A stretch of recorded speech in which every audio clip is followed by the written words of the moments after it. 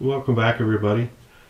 I'm going to start going through my Winchester collection.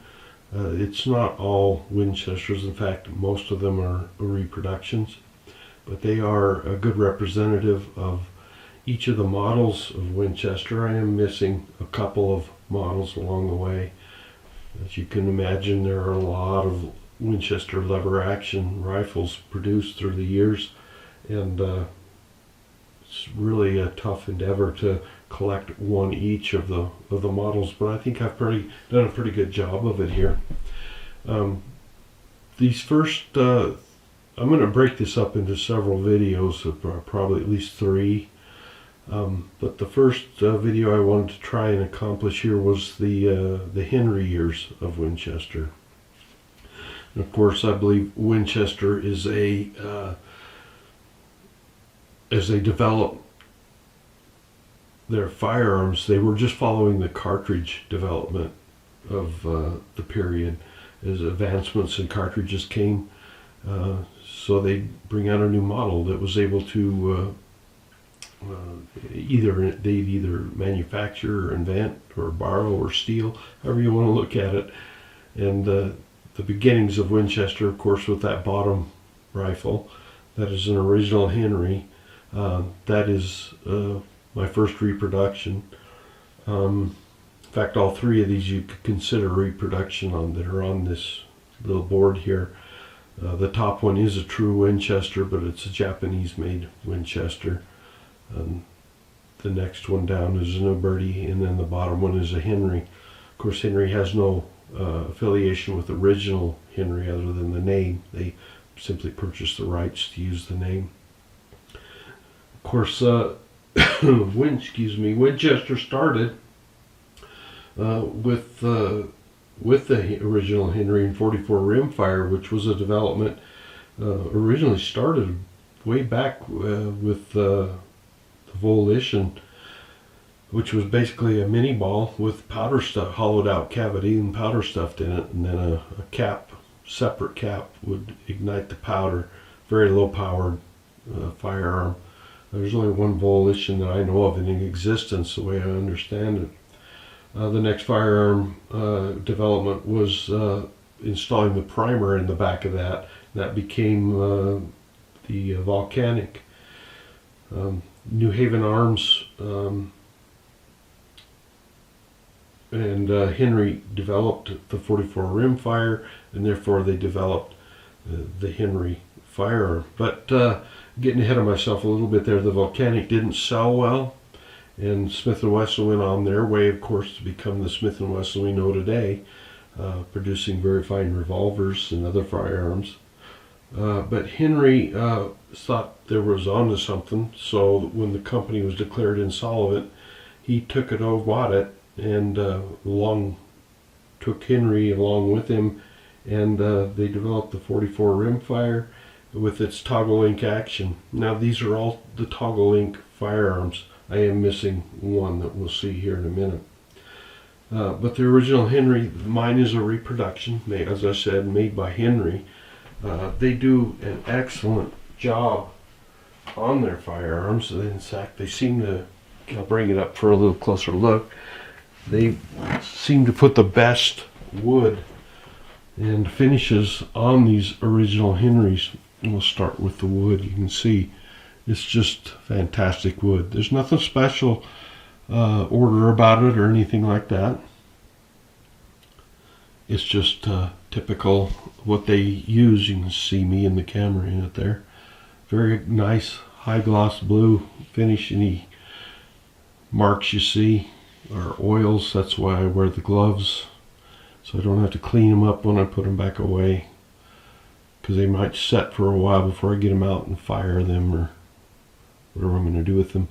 Of course, the original Henry has this open spring on the bottom. That's the feeding tube, and this little tab, you raise it up, turn the shroud. I can't show you too much because YouTube is really giving out strikes right and left for showing operation of firearms and a few things. So anyway, this does have a hinged back cover, little for your cleaning kit, whatnot. Again, we'll go down the other side. It's just as pretty from the other side. This one is chambered in 45 Colt, 45 rimfire, 44 rimfire rather. Would be a little bit difficult to obtain ammunition for it. There's the ladder sight. Of course, when you were firing this without the lack of any cover, sorry about that, hitting the microphone, any cover on it, the tab would actually hit your hand. You'd have to lift your hand over the round. But for anything else that day, this was miles ahead of it.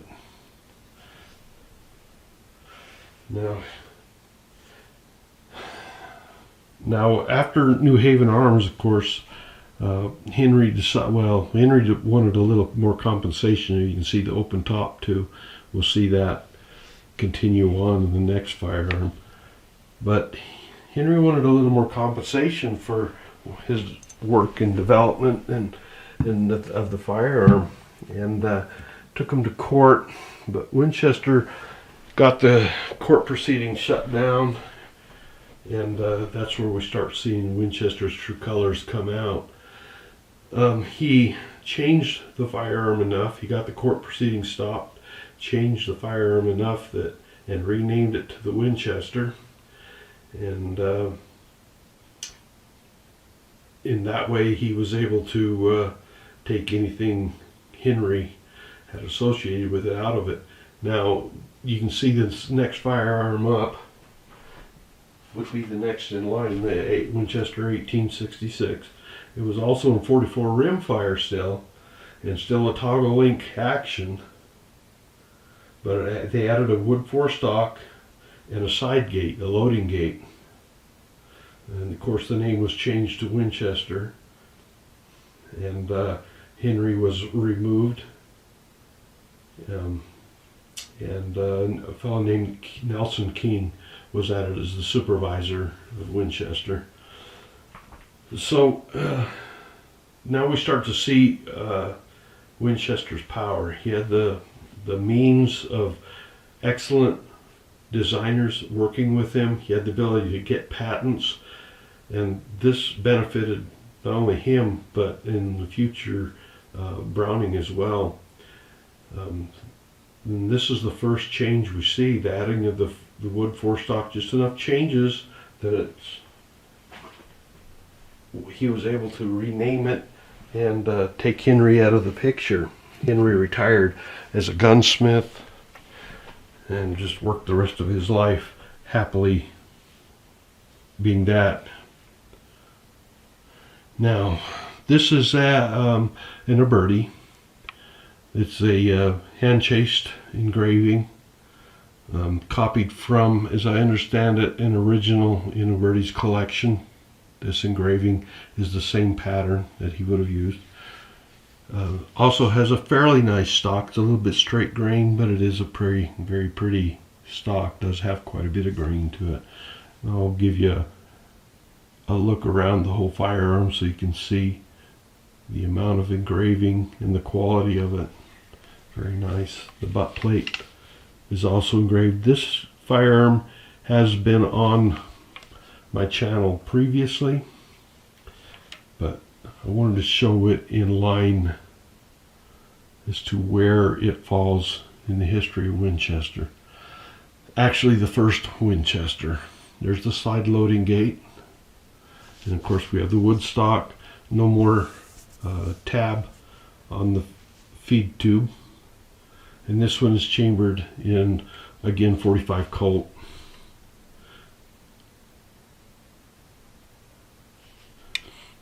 These were a pretty limited edition. These are birdies.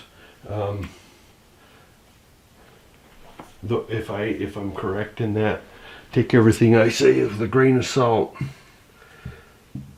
And then nicely color case hardened.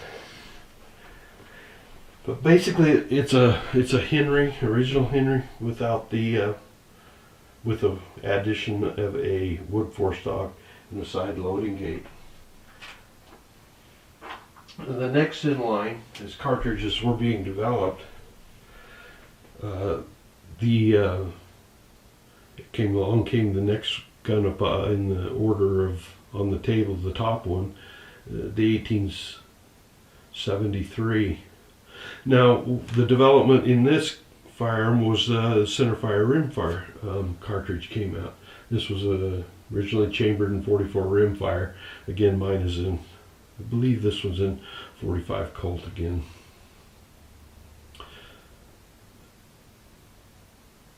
This also has a stronger iron frame, and they added a dust cover on top.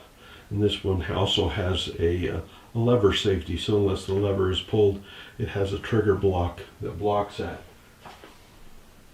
Now this one is a Winchester.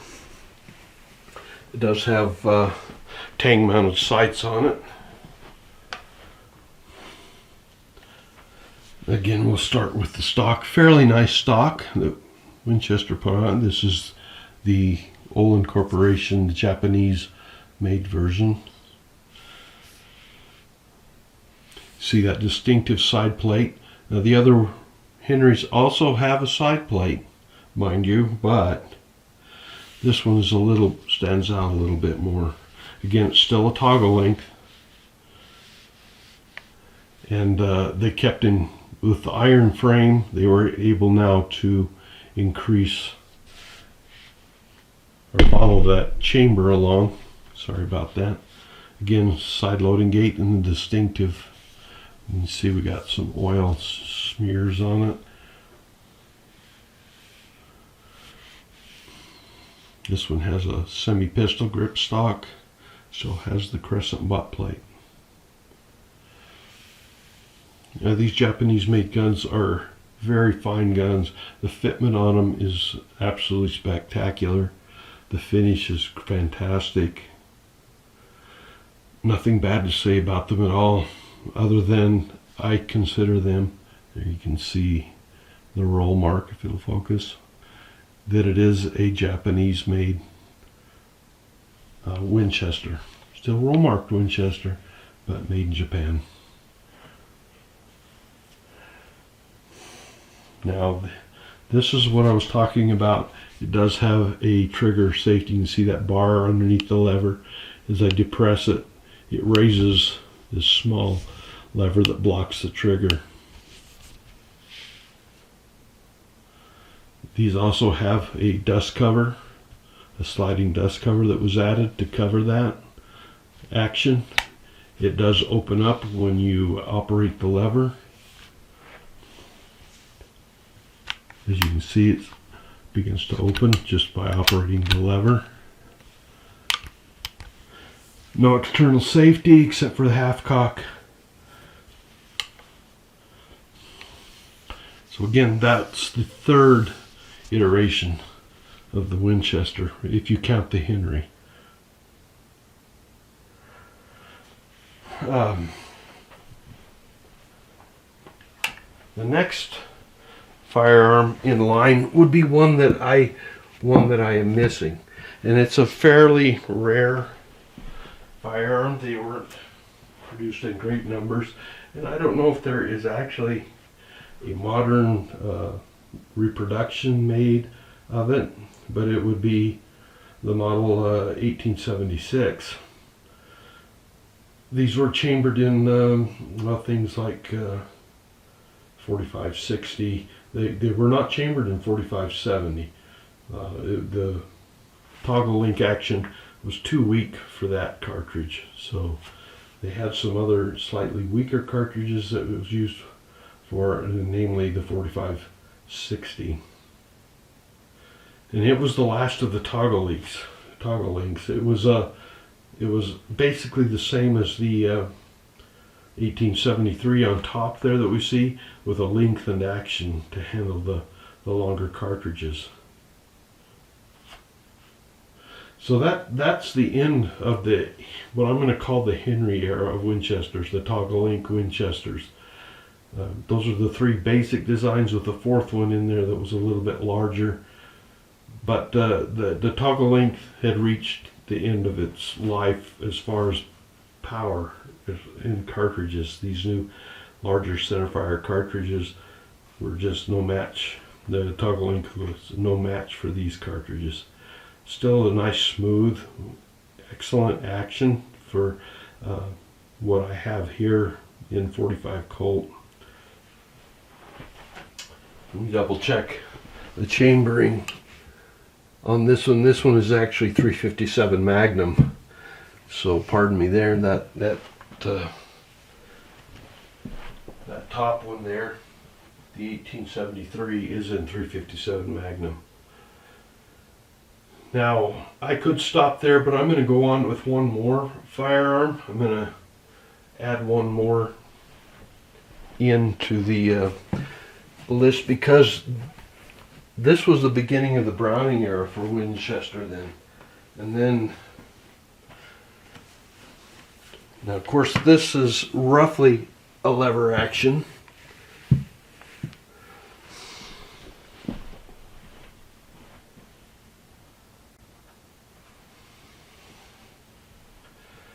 And what had happened was, supposedly the story goes that they were out, just saw one of these Browning. This was the first Browning firearm that I laid up there. And what they did was they saw this and immediately became interested. What it is simply an improved Springfield. This is the 1885 high wall. They also made a low wall, but this is a high wall, chambered in 4570. Now this is very similar to the Sharps rifle era, and in a later video I'll be bringing out a Sharps to take a look at. A beautiful Shiloh Sharps I now own. But let's take a closer look at this falling block type firearm. Now this was manufactured for Cimarron, and this is actually a very nice, nicely finished firearm. These Cimarron high walls are just fantastic. The color case hardening is fairly well done. From what I understand, the Italians use a chemical process to achieve this, that's illegal to do the bone char that we're used to seeing here. So the colors, they're getting better at it, and the colors are somewhat lacking from the bone char that we have here in the United States, unlike on some of the Colts, as my previous video would have showed. Now it is somewhat of a lever action. The nice thing is you don't have to pull the hammer back to cock these. It can be cocked with the hammer down. You can see that falling block. So it's basically an improved Sharps center line hammer rather than off to the side. Again, this one's in 4570, but this was the first of the Browning firearms. This one is not Winchester's traditional type firearm, but it has the look. And next we're going to get into the Browning era of guns. Of course, that's the first of the Browning era firearms, but actually not a true lever action. So stay tuned for the next episode when we pick up with the first of the Winchester firearms, and there's quite a number of them, so those we'll break that up into a couple videos, and we'll begin probably with the Winchester 1866. or 1886, excuse me. And thanks for watching. We'll see you then.